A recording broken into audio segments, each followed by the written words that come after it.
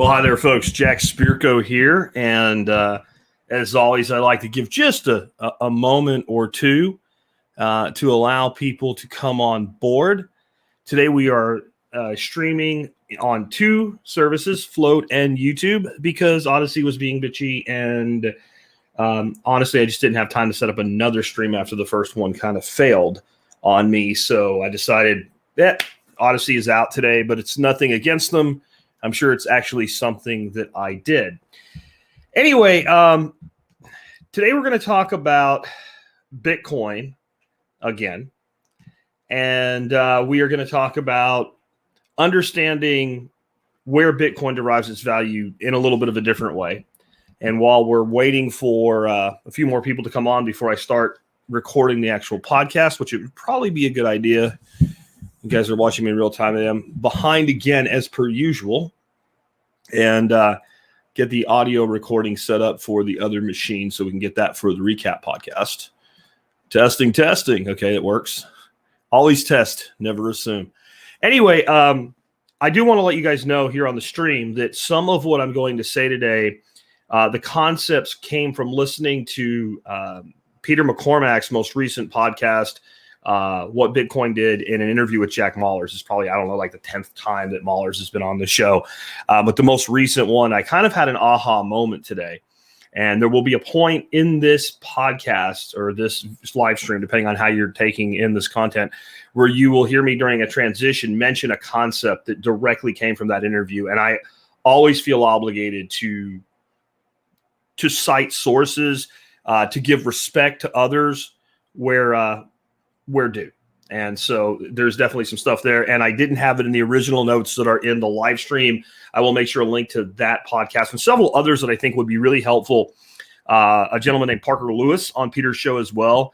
Gradually, then Suddenly, part 1 and 2. And some of the most people I have the most respect for in the financial world who are not yet Bitcoiners, I will be sending them those two podcasts, plus the one that I'm going to add, the Jack Mallers one I mentioned today, and this, and saying, I really think you need to do some due diligence and you really need to start understanding this. So that's where we're coming from today. And I am going to, so I don't distract myself over here, pause the stream on Float for me, but I can see your comments on Float. I just cannot see them as readily as I will be able to see your comments on YouTube. And with that, let's kind of dig on into this with episode 138. Well, hi, folks. Welcome to Miyagi Mornings, episode 138.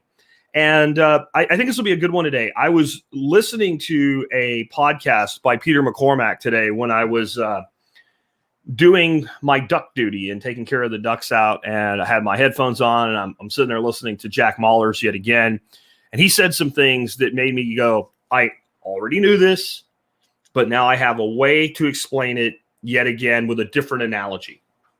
And I think with something as complex as Bitcoin, I really believe you have to put about 100 hours of research. And that's just not like 100 hours of watching YouTube videos. That's like 100 hours of actually coming up with legitimate questions. But then instead of using them as a way to like make it go away, you actually say, now, how can I answer this?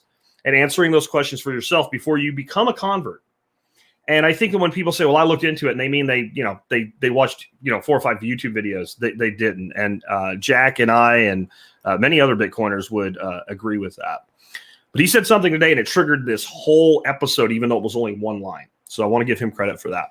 So I want to start out with using an analogy and a storyline. And I think humans, we work in stories. And when you create a scenario that's not attached to a polarizing issue, it lets the person's mind open. And some of the greatest teachers in history have used stories to teach. We all know this. So I'm going to tell you a story, and then you are going to be in the story with me. And in this story, you are a banker. In fact, you are a loan officer. You sit in a great, giant, beautiful office with a big desk, and people come to you and say, please, sir, may I borrow some money?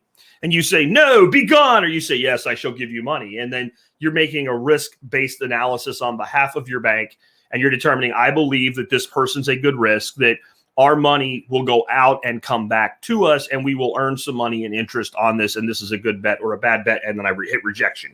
Big red rubber reject stamp right on the guy's forehead, and out the door he goes. So I come to you and I say, well, here's what I'd like to do. I'd like to borrow $400,000. And your first question is going to be, what's your income? And I show you my personal income's about $100,000. And then your question is going to be, and what are your personal debts? And I'm going to show you, I'm going to say to you, okay, well, here's my personal debts, right? These are my personal debts. And you're going to look at it and you're going to see that almost all my personal income seems to already be going out the door in personal debts. And I want you to ask yourself a question right now. At this point in our story, if that's all the information you have, I have $100,000 income. I want to borrow $400,000. I have a lot of other debt. I don't really have a lot of extra income that you can see yet. Will you give me the loan? And if you're on the live stream, go ahead and type, yes or no into the comment section. Would you give me the loan? And I will continue the story as well. So now you've got that in your head. You would say probably most of you are going to say, what? No. Why would I give you the money, jerk? You don't have enough income and you have a debt to income ratio that's not really great. And I say to you, okay, but see, I'm not asking for a personal loan. I'm asking for a business loan, and my business owns this building. And this building, and you say, fine, okay, we're talking collateral now. What is the building worth? And I pull out a property estimate on the building and I hand it to you. And the building as a structure is worth $100,000. Starting to get there some way, somehow, but I have a $90,000 mortgage against this structure. So it's worth 100. I owe 90 on it. Now I've tendered an additional $10,000 in collateral, which is still a risk for you. And I want $400,000. Are you going to give me the loan yet? And most of you are probably going to say, no, pound sand, get out of here. Big reject stamp on the forehead. Why are you wasting my time? Hold on. And I pull out like a big old, roll of blueprints, right? And I lay these blueprints on your desk and I say, Mr. Banker, what you need to know is I'm tendering the entire building as collateral. And inside this building are lines and lines of computer racks. And in those racks are computers, thousands of computers, and they're hooked up to the whole world through a great big fat back-end connection. And I rent space in these computers to other people to do things with. And here, and I pull out another piece of paper and I go, this is my income statement. And I'm billing about $1 million a year for these computers to do their task. And I have expenses of about $250,000 on this business. So this business posts an annualized profit of $750,000. And I am now offering the building, the computers, everything as collateral against a $400,000 loan. Now, are you going to give me the loan? And I'll wait a little bit for some answers to come in. At this point, in our thought experiment, I have a $100,000 building, but I have a $750,000 profit coming out of it, and I want to borrow $400,000. And there's no other. I'm not gaming the system. I'm not asking 25 people for loans like this. You can look at it, clean search, everything's good. You're probably going to give me the loan now because it makes sense to you now. I have $400,000 I'm giving this clown. He has $750,000 in income, and if he defaults, I'm going to take possession of his entire operation. So what is the backing of that loan based on primarily? And it's primarily based on the technology. You can say it's based on the book of business, the customers. And as a business person, you'd be very smart to point out without a customer base, that technology has no value. But without a technology base, there's no customers. The customers are paying for the computers to perform a task. This could be co-location facilities for telecom. This could be web hosting services. This could be computers that perform analysis for scientific organizations so that they can co-locate their processing in a much higher level facility. So it's really doing things like research for SETI or who knows what. It doesn't really matter. It's the technology that provides the backing. And now you're willing to give me the loan. And the reason you're willing to give me the loan is why? Because it makes sense to you. And because there's something backing the loan. And what's backing that loan is technology. Now, we're going to transition here. And I say, I actually don't want your money. I just wanted to make sure that you understood where I was coming from. And I say, this network, this one building that I own with all these computers doing all this work is only one building. And there are thousands of buildings like it. And many are much larger and they do much more than my building does. And for redundancy purposes, we've located them all over the world. There's giant ones in like Washington State, in the United Kingdom, in Texas, and little ones down in like Central America, like El Salvador and Mexico, and giant ones out in China, giant ones in Japan. There's big ones in Russia. There's little ones in Africa. There's literally millions upon millions of computers dedicating their processing to this network. Now, how valuable is the network? Let's forget about whether you're going to give me the loan. How valuable is that network? Now, let's expand the knowledge of the story, because the story is now the truth. In addition to all these giant data centers, small, large, etc., some far bigger than mine, some far smaller than mine, there are hundreds of thousands, if not millions, of individuals running small versions of these data centers in closets in their home all over the world. All of those people are contributing to the processing power, the security, and the reliability of this network as well. Now, what is that network worth? Wait, there's more. Right now, and for the last 10 years, there have been professors at MIT, at Caltech, at Oxford. There have been professors all over the world at high-end universities developing cryptographic solutions to play with this network. And if you tie into this network, and this is where I'm borrowing from what Jack Mallers was pointing out, if you tie into this network from anywhere in the world, you get all those people's knowledge immediately available. And anybody, anywhere, can tie into and use this network. Now what's the network worth? Oh, wait, there's more. There's also tens of thousands, if not hundreds of thousands of people for this discussion, because in the minds of most people, this would be the right phrase. We'll call them hackers. They're not actually hackers. They're very advanced coders. They are also all over the world, from corporation level to governmental level to institution level to individual level, working to develop technology and security and functionality for this network. And if you tie into it from if you're in the middle of the outback in Australia, but you have an internet connection and you have power, you can tie into this network and you get all of that. If you're a third world nation like El Salvador or Paraguay or whatever, you have access to the technology being actively developed by MIT professors on cryptography in this network. You have access to the technology being developed by people that are building large corporations like the Strike network. You have access to technology that is being developed to work into this in a multi-layered approach on this network with giant corporations that have just gone public like Coinbase. You get it all from one access point, and you can build anything you want to go on that network. Now what's the network worth? And then I tell you the purpose of the network. The purpose of the network is so that any two entities can conduct commerce on this network that has all this going for it in any way that they choose. They can conduct commerce in a peer-to-peer model where everybody's written out. They can conduct commerce in a multi-party method. They can conduct a transaction for $1, or they can conduct a transaction for $10 million. And both of those transactions can be almost free relative to the size of the transaction, because what you've been told about this network, that it has to be expensive to spend $1, is wrong. And I show you, because I don't have time to do it in this video, I show you how that works. And you can actually spend $1 and it'll cost you less than a penny.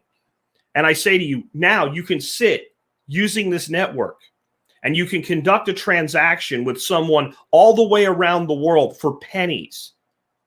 And you have instant settlement in some instances. And even what's considered takes a long time to settle is less than half an hour. And you're going to compare that to something like Western Union or the Visa network or the MasterCard network, which is all those other networks, ACH, all of those networks are closed networks.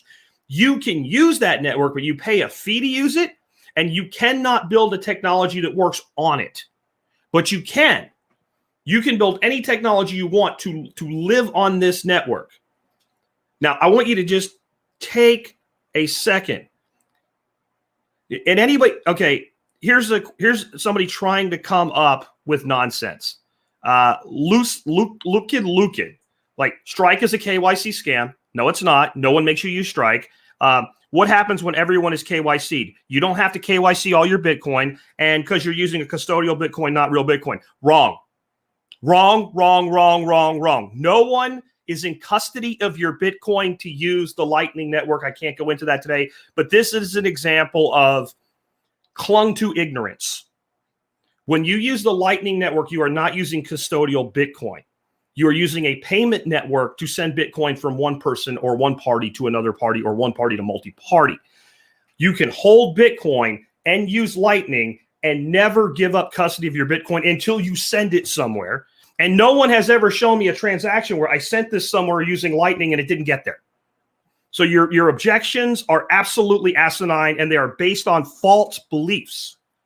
So let's go back to this is an example, guys. This is why I like doing this live, because this is an example of somebody making claims that doesn't have any ability to understand the claim that they're making. Because, for instance, we can use the Strike network with actually holding the money in Strike. It just makes it easier to do so, right?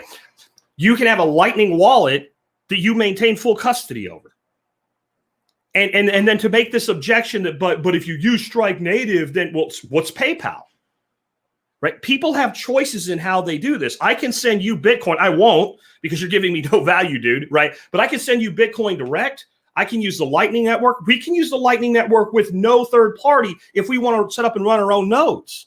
See, that's where this asininity comes into this. So anybody anywhere who wants to invest in the technology, which is fairly minimal, and learn the techniques and learn what's required to do so, can set up a Lightning node and open up a connection to other Lightning nodes tomorrow. It's layer 2 in a multi-layered system. We're now building out layer 3. And this is the reality of the entire thing. There are people that will never understand this in spite of the way that I just explained it. And the reason those people will never understand it is they do not wish to understand it. They do not want to understand it. And they don't want it to be real. And the reason they don't want it to be real is when people like me were saying back in 2014, 2013, you need to buy some Bitcoin. They didn't.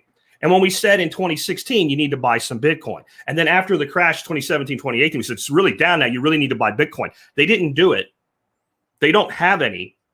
And now they are bitter. And again, our friend here, Lucrid, is saying Lightning is not the same as on-chain. It doesn't matter. It doesn't matter. It's a side chain transaction. It doesn't matter. It doesn't matter. And I'm guaranteeing you that this gentleman does not know at all how, if I asked him to come on with me live, and if he wants to do so, I will bring him on live after we finish the podcast. And I guarantee he's not going to do it. And I'm going to ask him a simple question. Explain to me, we have two parties using the Lightning Network. How does that transaction take place? It's not a smart contract. Well, it is, but it isn't. Not in the way that you probably mean it. And that's not an answer. It's a smart contract is not what I mean. I want you to explain to me. I'm over here, you over here. We're getting an argumentative state here, so I'm going to wrap up the podcast portion. But I want you to explain that. How do we both open up a connection? How does that connection resolve itself? And how do we ensure that both parties get what they want before the transaction's finalized? And the people that say Lightning is you're trusting a third party, can't answer that question. Because if you could, you wouldn't claim that. Anyway, with that, let's go ahead and wrap things up. I just wanted you to get a different way to explain this and a different way to understand this. A different way to try to let other people who actually want an answer understand where the value comes from. Because this side discussion here with our friend, is irrelevant to the point of what gives Bitcoin its value, how it derives value. It derives value from this massive network that if you look at it by monetary units, it's the most successful thing humans have ever done, ever. if you just measure it by money, it is the largest network ever built. It's the most open network ever built, and it's the most secure network ever built. And if you can't see how that's valuable, then I have to end with today. You don't want to. Tomorrow we'll be back with another episode about something that will not be crypto related. So, dude, you can sit there and you can mouth off to me that KYD destroys the value proposition of Bitcoin. And we're not talking about KYC, okay? We're talking about the Lightning Network. So, and I would use your real name, but you're using a handle, so I don't know what it is. I'm making an offer to you right now. I will send you a link. You give me like a messenger handle or something like that where I can do it to you. I will send you a link right now. I will bring you on. I will put a split screen on. You can sit right here. And I want you to explain, since you've just explained that Lightning is, terrible and you're trusting a third party and it requires KYC and all this other crap. And I want you to explain, Bill and Tom want to use the Lightning Network to conduct a transaction. And I want you to explain exactly how that transaction will go through. And I will give you a few moments to tell me whether or not you want to do that.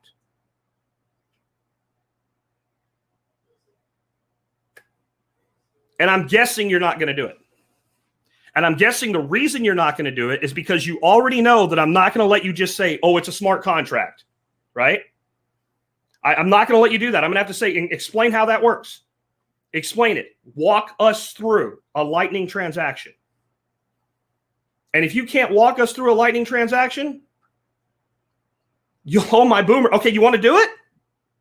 Do you want to come on? Yes or no? You'll own my boomer ass. I'm offering it to you right now. Come on and explain how a Lightning transaction works. Okay, he says send a link. This is great. Okay. I'm going to ask nobody else use this link that I'm going to drop in the chat because I'm not going to let you into the room anyway. Here. Go ahead. Explain to us how it works, buddy. Bring it on.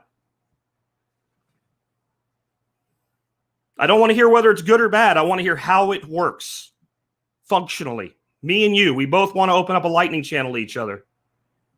Come on.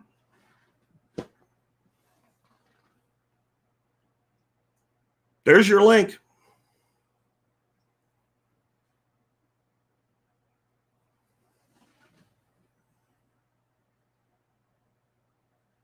Interesting. He'll own my boomer ass, but no?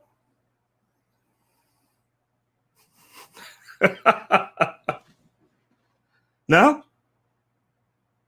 See, this is what I'm talking about. People make these claims as though they know a thing. And there's actually a tremendous number of checks and balances on the Lightning Network where we can conduct, he's asking his mom, I don't know, man, where we can conduct commerce. And we both know that we're getting what we want before the funds are finally freed up. And yet, we also have access to funds immediately. And we can do it for almost no money. And all of these scare tactics about Lightning, no one has been able to produce yet. Bill had a transaction with Fred, and the money disappeared because the magic KYC people at Lightning ran away with it. Lightning is not a company. Lightning is a technology, like Bitcoin is a technology. There's no place with a big L. Like there's no big building with a big B on it that says Bitcoin headquarters. There's no Lightning Network headquarters. I just want to point this out to everybody that's here watching this. So this gentleman said, and I do quote, I will own your boomer ass. Send link, chump. Link has been provided. Dude is not here. And I'm not really picking on him because I understand this mentality. You've been told a thing, you believe a thing, you've written a technology off. You do not understand the technology. And so you throw up what you've been told. But when somebody says, don't bother me with the fact that this might involve KYC, like every bank transaction, every credit card transaction, every financial transaction you make in the world that's not a paper cash transaction. Don't bother me with that. But tell me how it works. And they'll throw out a word right? They'll throw out some words that make it sound like they might know what they're talking about, like it's a smart contract. Brilliant. Explain the smart contract. Silence. Silence. And so Brandon says Lightning makes Bitcoin way more anonymous, and Taproot will make it more so. Yeah, because see, Strike is not Lightning, and Strike didn't invent Lightning. Strike used Lightning. That's just an example of a cut and paste, roll, download an app, use it right away. Great way to onboard people. There's no reason somebody can't develop another Strike, like corporation, company, entity, DAO, whatever, that uses things like Mimblewimble, which provides not as good a privacy as something like a Monero does, or as good a privacy as something like Pirate Chain does. But there's no reason those things can't work together. You notice how it went totally silent after he threw up? I bet he left. I bet of the 44 people watching this stream still, he's not here anymore. We haven't heard from him. He has not come into the chat.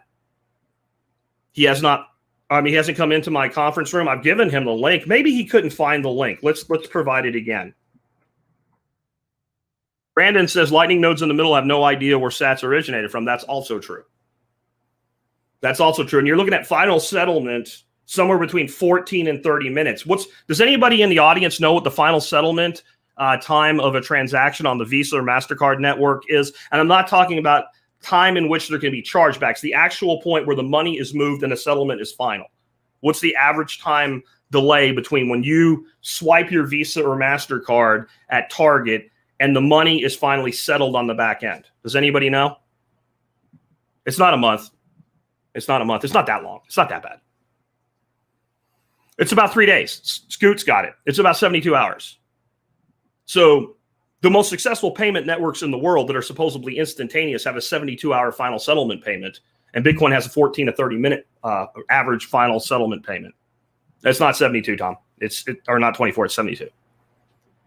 So what stops Tom out there, who's pretty badass technologist, from developing Tom Strikes Back technology and using the Lightning Network in conjunction with atomic swaps tied into a DEX exchange, where when I send John Horn their money, I send him Bitcoin, it converts into a privacy coin and an atomic swap, then converts back into sats, runs across Tom Strike's network, converts on the other side back into an exchange with a privacy coin on both sides of it, ends up as sats, i.e. Bitcoin, and now is deposited with John.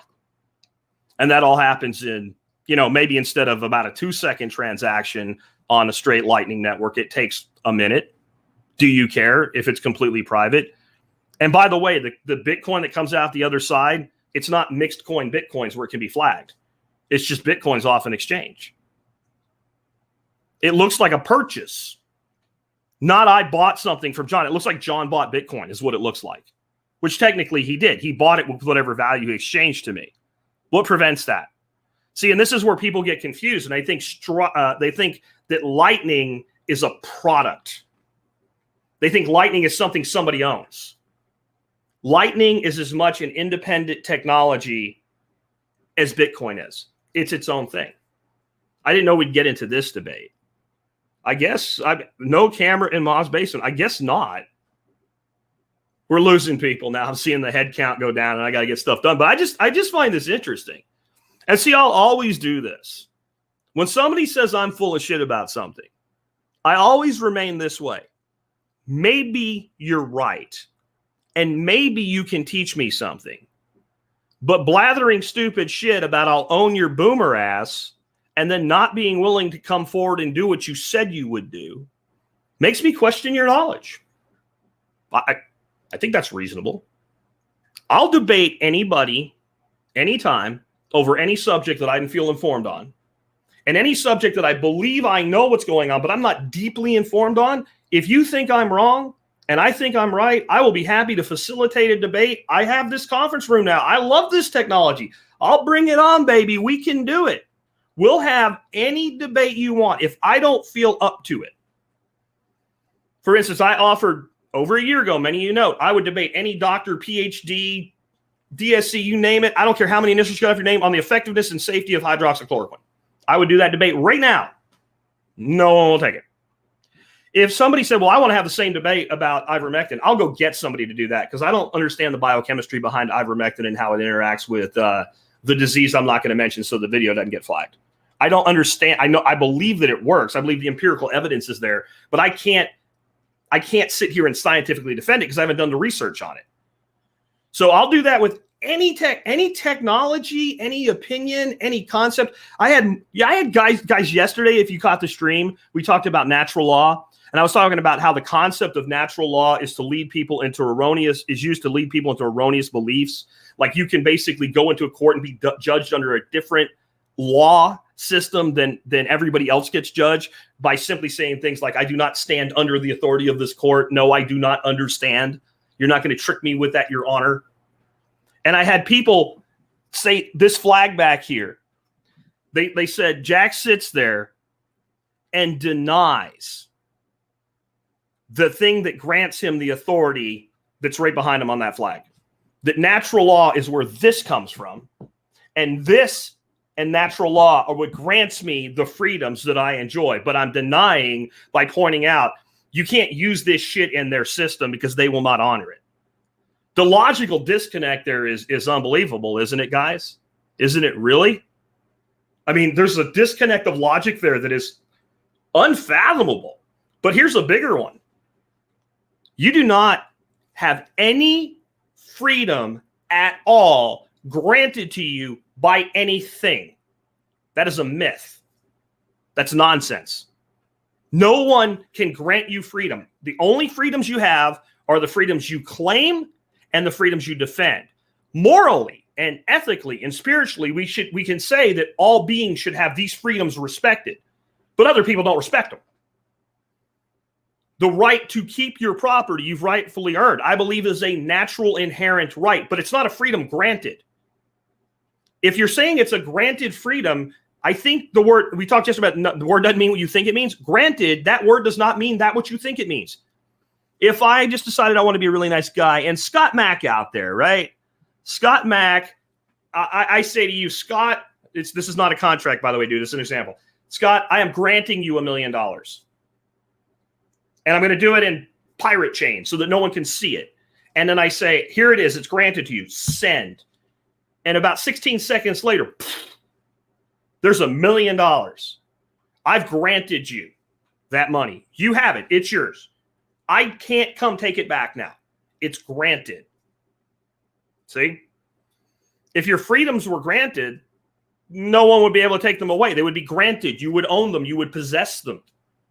You do not.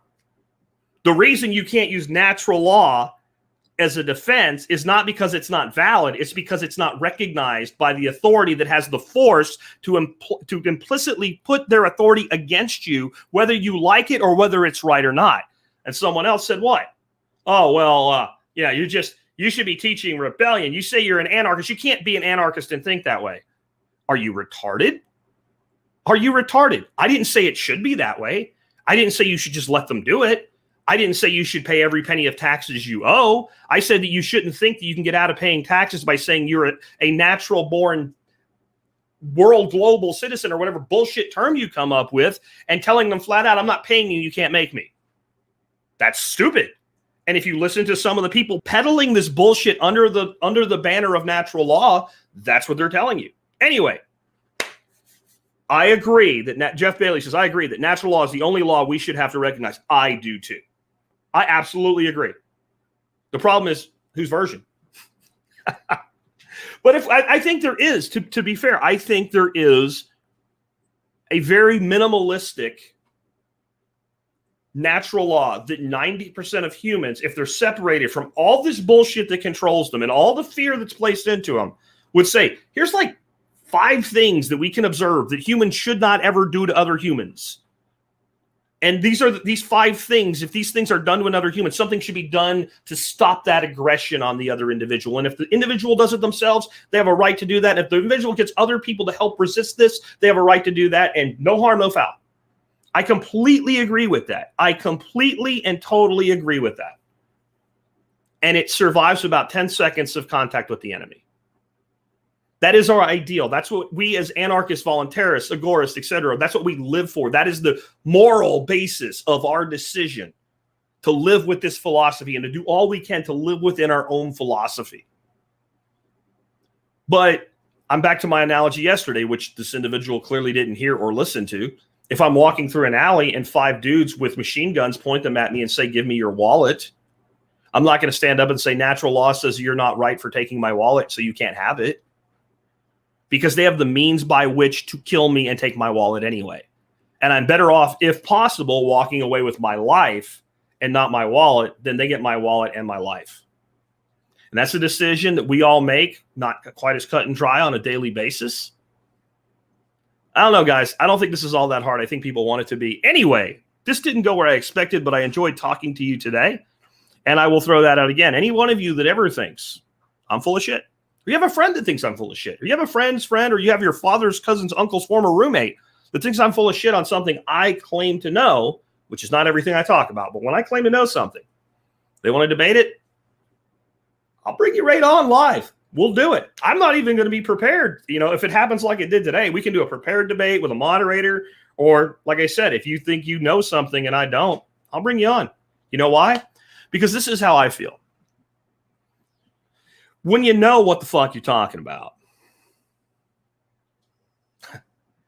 and somebody asks a question, you see an opportunity to either teach more or to learn more.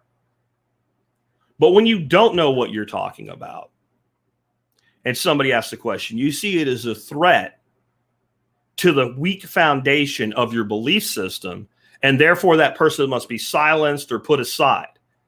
No one ever says if they really believe what they claim that they believe, and they really believe they have the knowledge they claim to have, and someone challenges that belief, you might basically say you're an idiot, because if we're talking again about, well, I won't do it because it'll bring out the tards, right?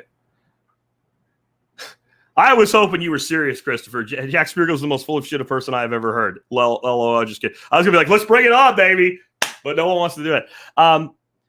You know, when you don't know, you'll do that. But if you do believe that you are standing on firm ground, then you would always welcome debate. You would always bring the person into a position where their voice could be equal to your own. And you would always hear what they have to say. And then you would respond with, you're incorrect, and here's how, and here's proof. Or I didn't know that, and now I've modified my position. That's called learning. That's called communications. But it's amazing to me that the people who are the most vocal as to telling you you're a dumbass never want to do it.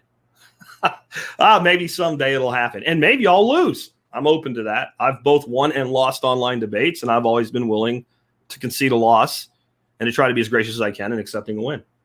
Anyway, guys, I will catch up with you tomorrow. I got to get on the podcast, and I don't even know what we're talking about on the podcast yet today. Take care.